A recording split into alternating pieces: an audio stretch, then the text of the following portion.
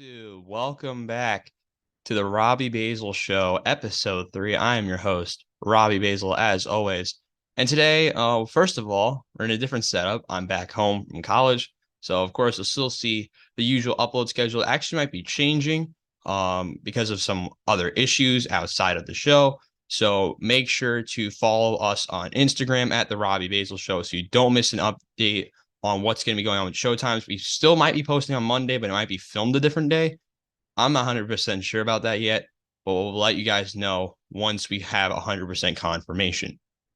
Today's topics, we have two big ones. We have the NFL schedule release, plus the PGA Championship golf is this week on Thursday through Sunday. That'll be our first topic. But before we go into that, make sure you hit the like button on the video and subscribe to the channel if you want to. I can't control you. But if you want to subscribe and like the video, turn on post notifications, it'd really helpful for me. But we'll start with our games of the week from last week, from the episode previous, which we started off with Vegas Edmonton Game 5. And I was right on this one again. Vegas Edmonton Game 5, final score was 4-3. Great game between the Golden Knights and Edmonton. That series was great. Vegas did win the series over the Oilers, so for my friends who were in my group chat, they know that I did not get the finals right whatsoever. I never really do in hockey. I don't follow it enough, but this series was a phenomenal series to watch. Vegas defeated Edmonton, and I'll be heading to the Western Conference Finals. Next game that I wanted to watch out for was Suns Nuggets. I picked the Suns to win this game, if you remember from last episode. And this was wrong, unfortunately. I was not right with this one. The Nuggets won 125-100, advancing to the Western Conference Finals against the Lakers, who I don't think many people saw this matchup on paper. It was possible. I mean, you saw I picked on Into the Stands that the Lakers to beat Memphis, and the other two didn't. But then I said Sacramento would be here, not Golden State. But the Lakers got it done. And then I did pick this series right. I don't remember if I got the games right. I can look back at it, but right now, the Nuggets will play the Lakers in the Western Conference Finals, and the Eastern Conference Finals to be the Boston Celtics, like I said, as they played a interesting Game 7 yesterday on Mother's Day. The Celtics got it done, defeating Philadelphia, advancing to the Eastern Conference Finals against Miami, who I said would beat the Knicks. So that's technically a pick right if you want to count it. Next games to watch. I said it was a series in baseball for the weekend, and it was the Dodgers and the Padres. Now, while the Dodgers swept San Diego, this series was close all the way. It was 4-2 on Friday, 4-2 on Saturday, and it was 4-0 yesterday. The very competitive series all the way through. Padres are now in a very interesting situation where if you want to look at the National League standings, they're in third. 7 games behind the Dodgers, and then 4 behind the Arizona Diamondbacks, who I don't think many people expected here. I mean, the Corbin Carroll-led squad is 23-18, getting the job done in Phoenix. But right now, you do not expect any of this from the Padres. How they loaded their squad, they've added pieces. The Diamondbacks, I mean, we thought they were still building. They got the job done in their series. Now they're in second. But Dodgers Padres was very interesting throughout. And then my final games to watch. I couldn't go without talking about soccer real quick. And I said Arsenal Brighton for Sunday on Mother's Day. And I said Arsenal's going to win. Boy, did they choke this one away. Arsenal lost 3-0 with 3 goals in the second half in the 51st, 86th, and then the 96th minute in stoppage time. Disappointing end for Arsenal. Their title hopes are done. Man City is 1 game away from winning the title once again. I think it was 4 out of the last 5 now for Manchester City. But they're just a dominant team. They have a lot of great pieces. Arsenal, I think, are a couple of pieces away. I think they need depth at the center back position. I like Saliba. I like Gabriel. I do not like anyone else behind them. I think they can get her a solid $30-40 million signing at center back to supply some depth for Gabriel and Saliba. Initially, possibly some depth at fullback, replace Tomiyasu. I don't think he's that guy. I think it's a depth signing for Arsenal would be needed. But Brighton, I want to talk about them real quick because they've made some. They're going to likely sell Alex McAllister and some other pieces, but they've added some pieces back. They've been very into it on the transfer window. They got João Pedro, they got James Milner, and there's one other sign I'm forgetting about. But they're making moves to want to get better, and they're in a competitive spot in the Premier League where they can be possibly be playing in European football next year. No one expected that in the beginning of the year. So you thought the big six of Arsenal, United, Man City, Liverpool, Tottenham Hotspur, and Chelsea were going to take all those spots away. But you have squads like Aston Villa, who's been competitive this year. You have Brighton. You had Fulham in the conversation at one point. You had Brentford in the conversation at one point. So it's a very interesting Premier League season, other than City winning the league again, most likely this weekend. But if you're an Arsenal fan, you should not be that discouraged. You should be frustrated that you didn't win the league, but you shouldn't be that discouraged because we're still, as an Arsenal team, they're still pieces away from really going out and winning the Premier League, which I think is the hardest league to win in the world. And I don't think many people would dispute that. But for City, they're loaded. They're probably going to add more pieces in the summer. But I think in a couple episodes, we'll do like a Premier League recap. Let me know if you want to see that. But we're going to go into our first of two big topics of the day, and that is the PGA Championship at Oak Hill this coming Thursday, which is in New York, just like 5 hours away from me, so I wouldn't be able to go. But this is the first PGA Championship in New York since Bethpage Black in 2019, which I was able to go to. It was a phenomenal experience. And you saw Brooks Koepka win the PGA Championship. I believe that was his last major win. But looking at some history, the last major to be held here was the Senior PGA Championship in 2019 when Ken Tanagawa won over Scott McCarron. But the last actual PGA to be held here was in 2013 when Jason Duffner defeated Jim Furyk in that tournament. And then you want to go back even more. Shawn Michael, defeated Chad Campbell in 2003. You want to go back even more. Curtis Strange winning the U.S. Open in 89.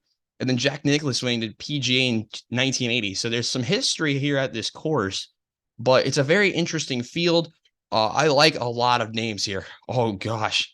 There are so many big names. I mean, recently in the PGA Tour, you saw Jason Day.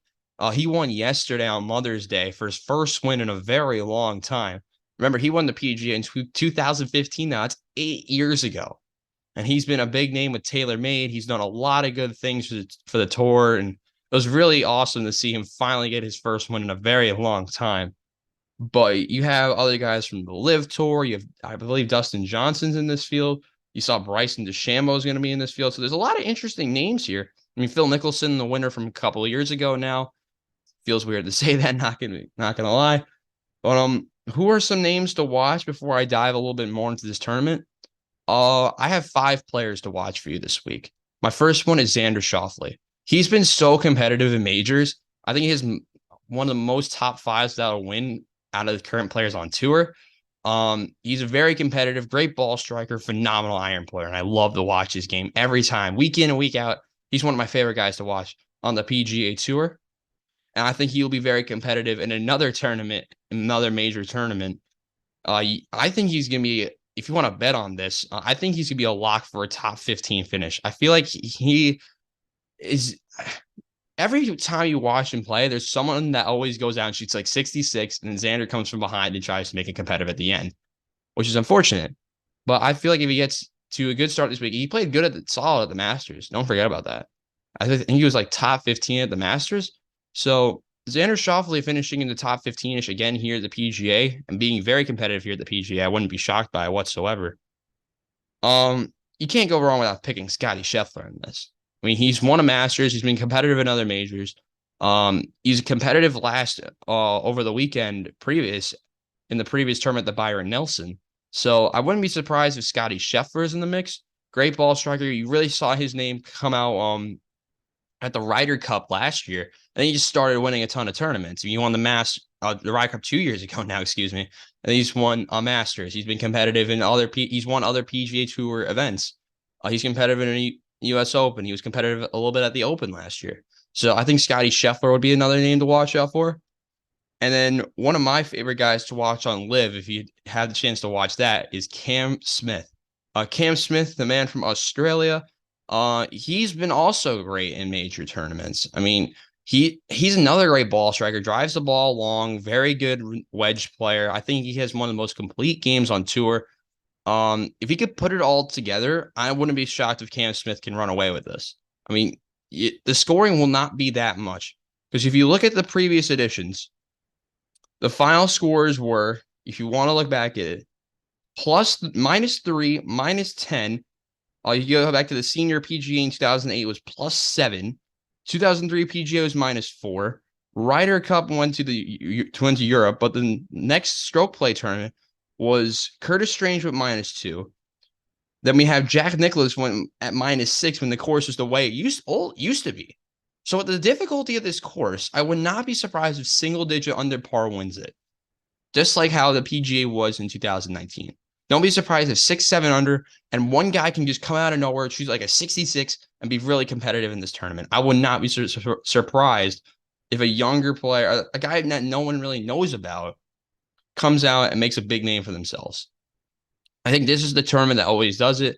And of course, that's very difficult, similar to Bethpage with the rough and all that type of stuff. So, I mean, it's not going to be surprising if the scoring is really, really kind of like the old U.S. Opens, I can feel like. So when you remember the U.S. Open at Shinnecock, I think the score is close to or over par at a U.S. Open. Remember, that's when the U.S. Opens were like really tough. Like there's like even or 2 under, I think would win it at points. But I think this is the tournament where you see a youngster come out of the blue and win it. Like people were shocked at the Masters when Sam Bennett was competitive. Even myself, no one expected that. I feel like this is another tournament where you can really see a guy make a name for himself, come out of nowhere, and be very competitive. Who will it be? I don't think really anyone knows. I mean, I don't know. A Cam Young from Scarborough, a New York kid, Brandon Wu, another New York kid. He's from Scarsdale, which is actually very close to my college. I think they can both be competitive with knowing what the New York style of golf courses are like. There's a lot of solid names here. I mean, I'll just keep scrolling up the list. I mentioned Xander, I mentioned Scotty Scheffler. But I mean, it's a really open tournament. You can't go wrong without Jon Rahm either. I mean, he's been at #1 or #2 in the world for a good amount of time now. I think he's another guy with a good complete game, one of the best complete games on tour. And everyone goes after like his swing is it's like so small. Who cares? He drives over 300 yards every time with the driver. He's one of the longest hitters on tour. He has that much power with that type of swing. It's very interesting to watch. I love Jon Rahm's swing, by the way. I love how like different it is from a lot of other people. There's like so many good names in this field. Colin Morikawa is another one from the TaylorMade golfer from California who's really come out, made a name for himself. I mean, he's won, I think it was an Open championship, I think is what it was. I believe, yeah, he won an Open. He's been competitive in other majors. We haven't heard his name in a little bit, but Colin Morikawa, I think, is going to be very competitive in this tournament as well. You can't go wrong with saying that the big, like 10, 15 names in the world are going to be very competitive. I'll mention Rory McIlroy because I've scrolled too far down the list. Yeah, the guy from Northern Ireland who I think is always competitive in majors. He's also 1 win away from a Grand Slam, and it's felt like that for a very long time. But you want to talk about Rory moments? He's had that win almost basically under the dark, beating Ricky Fowler and Phil Mickelson years ago. Now I think I was at it was at Quail Hollow, if I remember correctly. But the PGA has always been one of those. I mean, some people don't like the PGA, and it's very concerning to me because the PGA has been a major for a good amount of time now. And some like to mention that the Players is like a 5th major, and it kind of is. I mean, you see the atmosphere that the Players gets at TPC Sawgrass, the 17th hole, that over the water par 3 to the island green that everyone loves. And there's a lot of great moments there. But I think keeping the majors the 4 that they are, I think are the right thing for golf. I mean, you have the U.S. Open, which has been there for over 100 years. You have the Open, same deal. You've had the Masters, which has been there for like 70 plus years now, I think. And it has a lot of tradition, and I feel like the Masters is possibly the best major out of them all. And then you have the PGA, which is, I think, is a statement major as well. But I love the four majors. I mean, I wish I can go to more, but I'll talk more about the field real quick because there's one more name that I think can make an underrated move this week. That's Min Woo Lee from Australia. You don't may not know Min Woo Lee very well, but he used to play on the DP World Tour, which is formerly the European Tour. Plays on the PGA Tour now. Very competitive. The kid from Australia. A lot of these Australian players, I think, are going to be very competitive. They've always have been. I mean, you have Jason Day, who's won a major. You have Cam Smith, who's been competitive in them, and then you have a guy like Min Woo Lee, who I think is also going to be competitive. I think he can make an underrated move this week and really soar up the field and make a move this week. There's so many games that you can't go wrong with Dustin Johnson either. He drives the ball so long. Yeah, you haven't seen him in a PGA Tour event in a long time. You only see him in the majors now in the if you only watch the PGA Tour, which is unfortunate because of the skill that he has. Um, who's my pick to win this week though? I'll give you three names for my picks to win this week. My first one is a Norwegian. I'm going with Victor Hovland as one of my major winners. He's been very competitive on the PGA Tour for a good amount of time now. Europe, he's been the same way. I feel like he's a great name to watch out for. A lot of people, I think, will be picking him to win this week. I feel like he's a very competitive, very scrappy. He can hit the ball long. I think Victor Hovland is going to make a big move with it and make a big name for himself this week. My next one is actually very close to him on the list is Max Homa. I think Max Homa is going to make a big move this week. The kid from California has been on the PGA Tour for a good amount of time now as well. And I feel like he's a major championship away from really stapling himself, possibly in the U.S. Ryder Cup team, which is in September, if you don't know. A lot of these guys are playing for Ryder Cup points as they play on the PGA Tour. So I feel like Max Homa, I think, could be a name to watch as well. I mean, I mentioned Xander. I think he's going to be competitive. But one name that I think people may not talk about enough. I mean, he's won in the States before. What about Matt Fitzpatrick? He's a great guy out of the rough. Is this the course that I think Matt Fitzpatrick can be very competitive, and Sam Burns as well. So there's so many different names, so many different players. It's over 120 players in this field. Anyone can win it. That's what I love about major championship golf and just golf in general. The difficulty it is to go in week out and stay competitive, make those cuts, make the money that you deserve. It's very interesting, and I think what makes it stand out above many other teams, sports in general. I mean, there's not many that can really relate to this type of situation that the PGA Tour is in.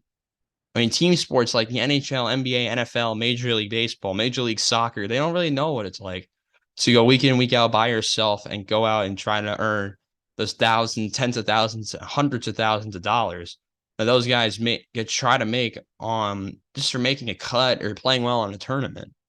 But those are my names to watch out for in the PGA Championship. And now I'm going to go into one of my favorite parts of this episode. The episode's not going to be that long today. Probably be posted later today, which is on Monday. And like I said, thank you guys for the support that I've gotten so far. It's been a lot of fun doing the show by myself, but Into the Stands hopefully returns soon. We might be making it easy for that. We don't know yet. Well, make sure you follow at Into the Stands, that show as well. I do it with Colin McKee and Chris Gambino. It's a great crew. Those who didn't know about the show already, we did an NFL draft special, which was 5 hours long. And I was in my head, I was actually supposed to talk about it a little bit. I was thinking that the Jets schedule was going to be easy. And I'm going to go over the Jets schedule now and do my early pick. I'll probably do this multiple other times. Once the Jets finalize, I'll probably do it around training camp. I'll probably do it right before week 1 as well. This is the first time I'm going to do it of the couple of times I'm going to do it. That's picking the Jets schedule. So those who don't know, the Jets schedule is this. Week 1 is against Buffalo at home. Then they play Dallas, New England, KC, Denver, Philadelphia, the Giants, Chargers, Raiders, Bills again, Dolphins, Falcons, Texans, Dolphins again, Commanders, Browns, and Patriots again. So there's a lot of notable games here, and I'll just go into some notable games before I pick them all. Jets, Chiefs, Sunday Night Football, October 1st. Very interesting matchup. The Jets get a lot of primetime games. I don't know if I'm a fan of that or not. I mean, we have Aaron Rodgers now as a Jets fan. You have Aaron Rodgers, but does that mean that they really deserve that many primetime games? I don't know. I mean, the Jets have upgraded a little bit. They've only really upgraded for me at one position. That's the quarterback position. But if you're the Jets, this is really your time to prove that you were a quarterback away from making the playoffs last year. I don't know if they were. I thought there were holes at other positions, but I still feel like the Jets are possibly a playoff caliber team. Without further ado, let's pick this thing. Week 1, Monday Night Football against Buffalo. That is a loss. Buffalo is, I feel like he's going to have the better team. Josh Allen is going to get his revenge from last year. I think Buffalo beats the Jets week 1. It's going to be close, 7 to 10 points, but I'm going to say 27-20 to Buffalo. I'll probably say that multiple other times around this, but Buffalo wins week 1, so the Jets are 0-1 start. Cowboys away, I think is going to be a very interesting game as well. I think it's a win. Dallas, I think, is an interesting team, but Dak Prescott is not that much better than what the Jets have at the quarterback position. I mean, Aaron Rodgers. I feel like any of the Jets quarterbacks from last year, other than Flacco, can make this game competitive. But right now, I think the Jets win this game by 10 points, 27-17. The Jets go to 1-1. Jets Patriots at home. Jets have not beaten the Patriots in a long time. This changes it. I'm gonna say this is a win. They go to 2-1. They beat New England. Reason being, New England. If the Jets can just stop the run, they're gonna win this game. It's just that simple. I'm not. If you're a fan of this team, if you're the Jets in general, the Patriots wide receivers are not that great. Arguably one of the worst in the league. So if you're facing this team on paper, if you can focus on stopping the run, you have good enough corners in Sauce Gardner and DJ Reed to lock down the number 1 and 2 receivers of the Patriots. I mean, if the Jets can run, I don't know. This is going to be a low-scoring game. I don't think anyone scores more than 17. I'm going to say it's 14-10 Jets win this game. I love the corners. I mentioned Christian Gonzalez. I think is the best defensive player, and he has the best ceiling at anyone in this class. I mean, I said that in episode 1. So I think the Jets do win this game barely. The Jets go to 2-1. Jets Chiefs. If you don't mark this as an L, then I don't know what else to say. Jets are. I'm not gonna say get ran off the field, but I think they lose by 2 scores minimum. Because Kansas City, I don't know if they have the talent to stop Mahomes. I mean, Mahomes is just that guy. The Jets have not been really good at guarding tight ends. I think that's a struggle that the Jets have had for a long time. But Travis Kelce, I think, is going to go over 100 yards, as he will probably most of his games this season. And the Jets will go to 2-2, which if you're a fan of the team, you can't really complain about. I mean, you've had some difficult opponents to start. You had 2 divisional games. I said they go 1-1 in them. Easy flip flop. If the Jets could be Buffalo and they could lose to New England. So it's a lot of competitive games to start the year. First game I think is a complete wash. And there's a reason for this. Is Denver against the Jets? I think the Jets beat Denver probably by about 14 to 17 points. And my reason for that is, Denver didn't improve very much to the eye. They have young receivers in Judy, KJ Hamler, and there's some other pieces as well. But I don't know if Denver is still going to be competitive. I mean, Russell Wilson, I think, can have a bounce back year this year. But I think the Jets still find a way. A healthy Breece Hall, a healthy passing attack with Garrett Wilson and company. They added Alan Lazard. They've added Randall Cobb for some reason, which I wasn't a fan of. But they have other pieces. They have Corey Davis, another deep ball threat. They traded Elijah Moore, which sucks, but I think the Jets' passing attack is just going to outplay Denver, and I think the Jets go to 3-2. Jets Eagles, I think it's going to be way more competitive than people thought it would be. I do mark this as an L for the Jets. So they go to 3-3 through 6. The Eagles are just so loaded on defense. I don't think the Jets are going to do anything. I mean, they've added so many players from Georgia, and I've talked about this on my podcast, on Into the Stands. They're loaded with all these Georgia players, and they're all so dang good that I don't think this game can get out of hand for the Jets very fast. They have so many big guys up front with Fletcher Cox and Jordan Davis. They have a great secondary with Darius Slay. They've had a great passing attack with A.J. Brown and Devontae Smith. They added DeAndre Swift at running back, and they have Jalen Hurts at quarterback. Jalen Hurts, I think, has one of the easiest quarterback jobs, but I think he's very possible they're facing the best team in the NFC, and I don't think the Jets are going to be as competitive with this game. I think the Jets do lose this one. And now the game you've all been waiting for, Jets and Giants. I want to go to this. We'll see. Jets Giants 1 o'clock on October 29th. I'm saying this is a win. Same with New England. If you can guard if you can shut down the run, I think the Jets win this game easily. I mean, the Giants have added pieces. They've added Darren Waller. They added Jalen Hyatt. But I don't think that's enough to really stop the Jets. I think the Jets win this one. It's gonna be close. I'm gonna say within 7 points, but the Jets go to 4-3. Jets Chargers, another primetime game. I am chalking this one up as, you ready for this one? A W. I think the Jets beat the Chargers. Another win for the Jets. I feel like the Chargers, I love their passing attack. They have Keenan Allen, Mike Williams, if they can stay healthy. Josh Palmer played well last year. They drafted, forgot who it was. They've drafted someone I'm forgetting about. I mentioned in the Quentin Johnston. There you go. Quentin Johnston. They added him as well. They have a great passing attack. They have Austin Eckler in the backfield. They've added other pieces. They have Justin Herbert at quarterback, so but they're going to be very competitive.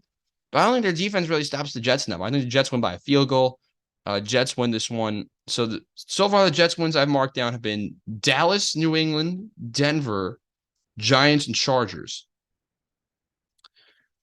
Jets Raiders, another win for the Jets. I think another primetime game. I think they go to Vegas and win. It's a difficult place to play in Allegiant Stadium, but I think the Jets win this one as well. Vegas, they've had Jimmy Garoppolo. He ain't that guy. Jets win this one easily. I think it's not as easy as people may think it is, but I think this could be a down year for the Raiders again. They have Devontae Adams. And Josh Jacobs. That's really the only pieces you got to worry about on the offensive side. Defense, they're okay, but I really don't want to worry about that game that much. Jets win this one again. So now that is 3 straight wins. I believe, and I'm right, that's 6 wins for the Jets. Jets Bills L again. Another loss for them. The Bills if you play the Bills on the road, if you're the Jets, this is you automatically as a fan chalk this one up as a loss because I don't think we've beaten Buffalo there in a very long time. And just the team that Buffalo has, it's too difficult to play there. I think the Jets lose this one.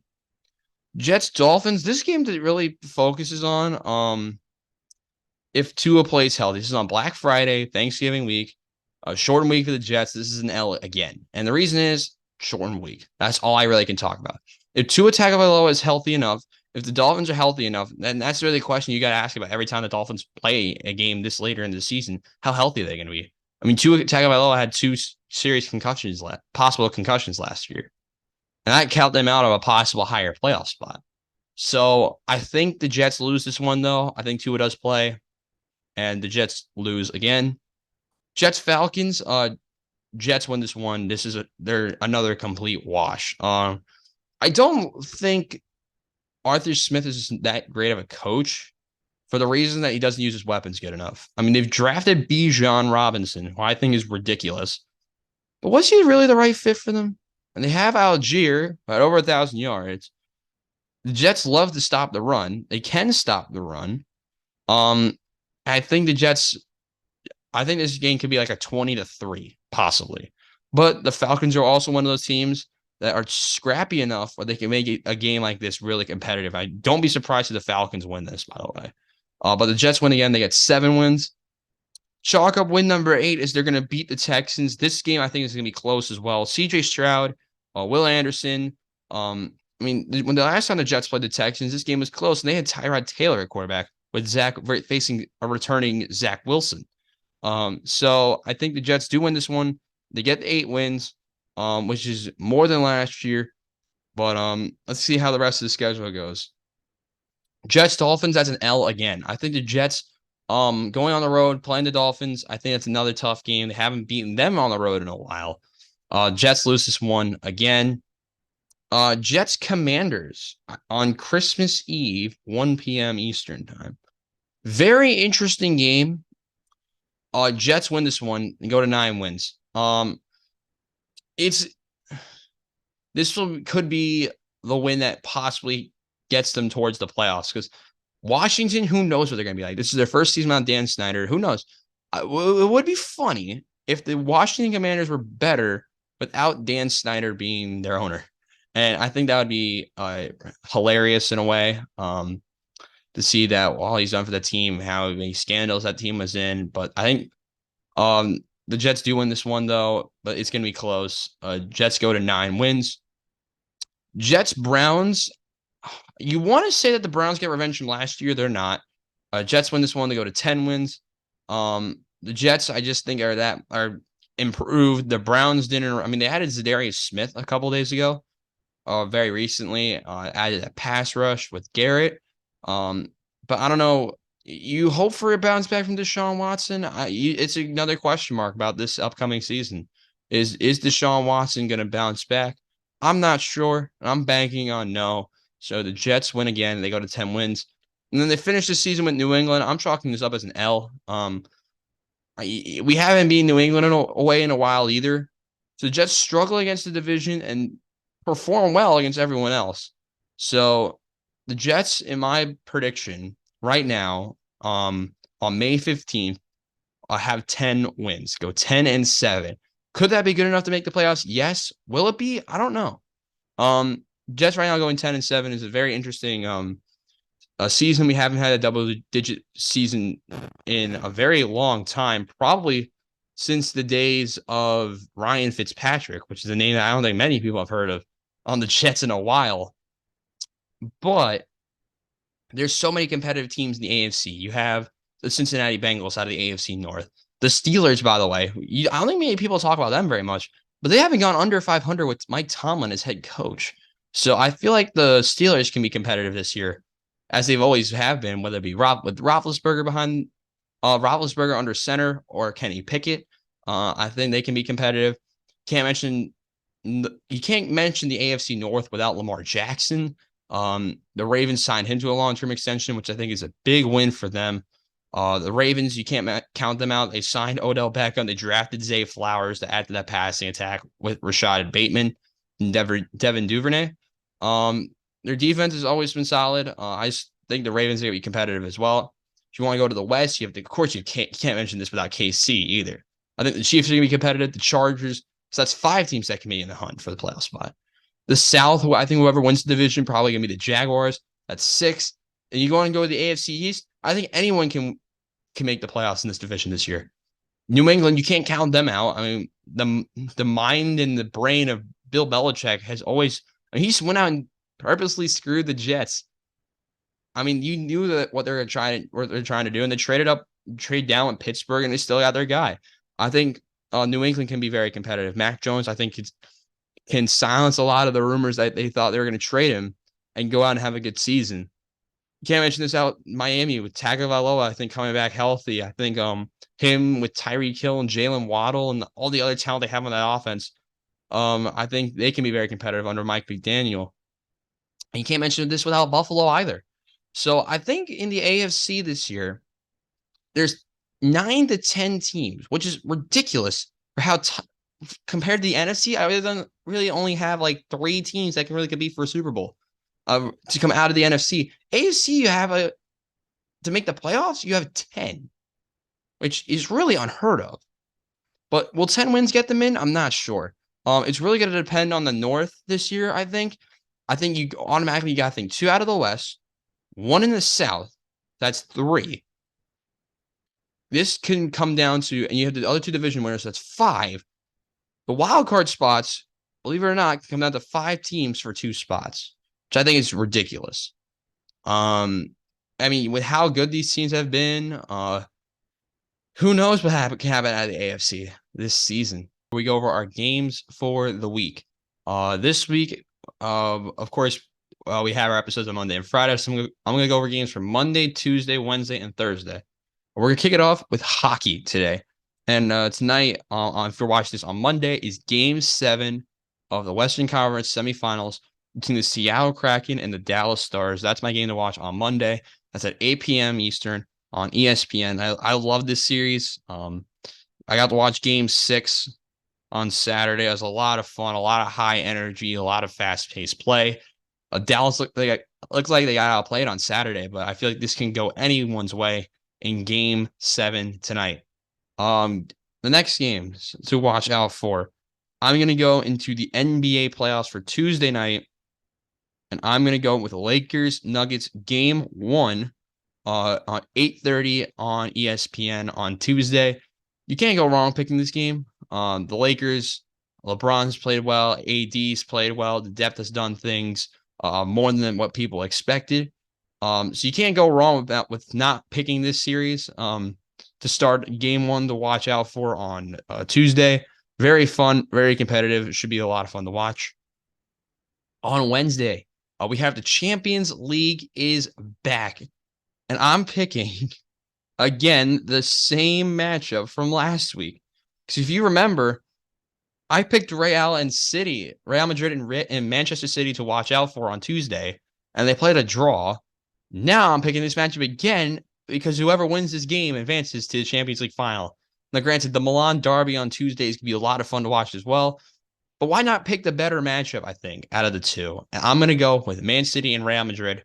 I picked to win this match. I'm going to go with Madrid 1-0 in Manchester. I just don't think City they've dealt with so much with the Premier League. They're playing on a short week. I think Real Madrid does get the job done. And then usually when I pick for Thursday, I'm just going to go for a series to watch out for this week in baseball. Over the weekend, it was Padres-Dodgers. This week, I'm going with an underrated series to me, and that is the Baltimore Orioles and the Los Angeles Angels. It's going to be very competitive. Game 1 is tonight. I believe Ohtani's pitching in this matchup, if I got it correctly.